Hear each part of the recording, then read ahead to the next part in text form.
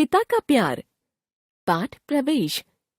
कभी कभी बच्चे कुसंगति में पड़कर अपने हित की बात समझ नहीं पाते।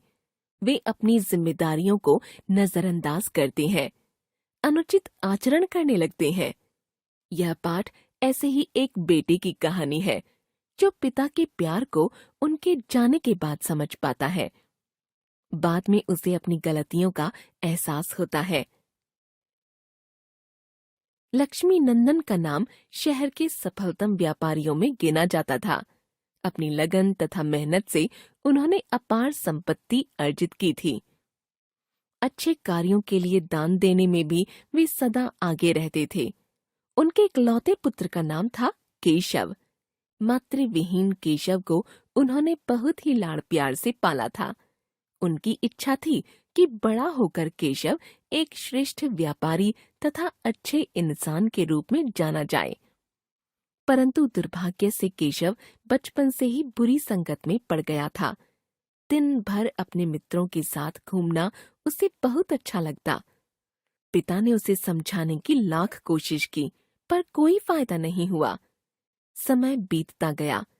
लक्ष्मी नंदन अब बूढ़े हो चले थे और केशव की चिंता करते रहने के कारण अक्सर बीमार रहने लगे थे।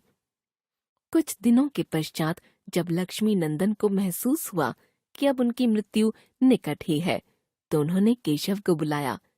केशव बेमन से उनके निकट आया। बेटा, अब मैं कुछ ही दिनों का मेहमान रह गया हूँ। लक्ष्मी नंदन थरथराती हुई आवाज में बोले। केशव चुप रहा। तुम जिन्हें मित्र समझते हो, वे लोग तुम्हारे सच्चे मित्र नहीं हैं। केशव उपेक्षा से हंसा। आज तुम मेरी बात पर हंस रहे हो, पर कुछ ही दिनों में तुम्हें इस बात का पता चल जाएगा। पिताजी, आप मेरे मित्रों को नहीं जानते। वे लोग मेरे लिए अपनी जान तक दे सकते हैं। केशव अकड़कर बोला। यह तुम्हारा भ्रम है।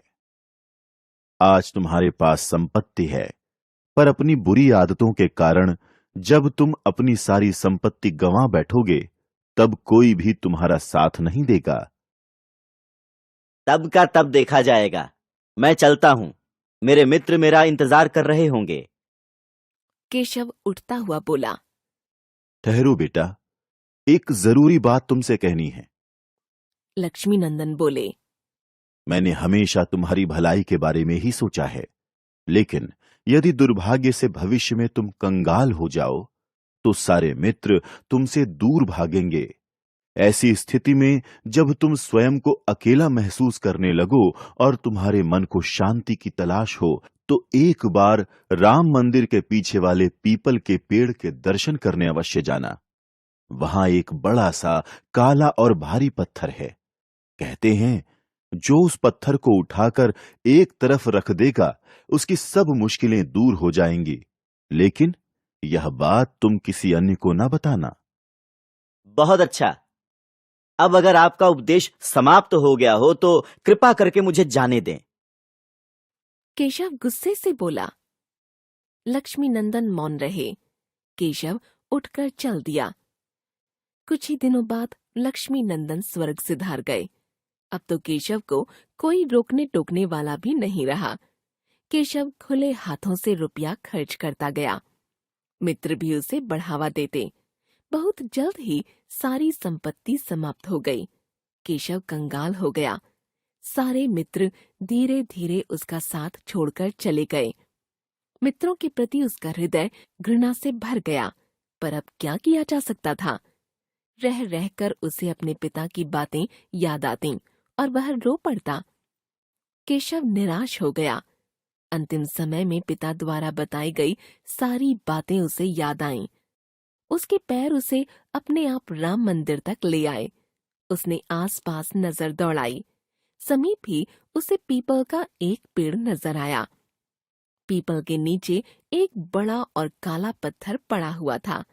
केशव पेड़ के निकट गया। उसने पत्थर उठाने की कोशिश की, पर वह पत्थर नहीं उठ पाया। पत्थर जमीन में गड़ा हुआ था।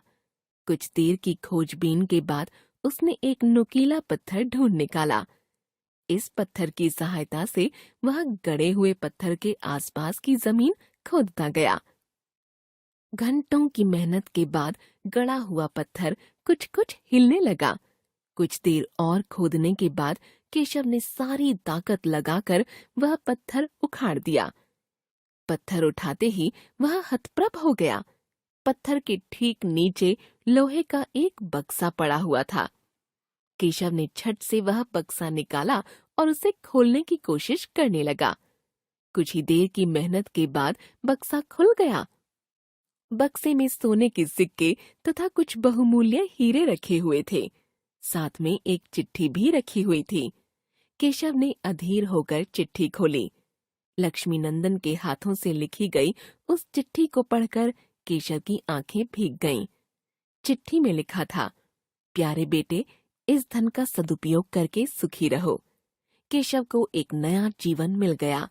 बक्से में मिले धन का उपयोग करके उसने व्यापार शुरू किया और जी तोड़ मेहनत करके अपने पिता का सपना पूरा किया।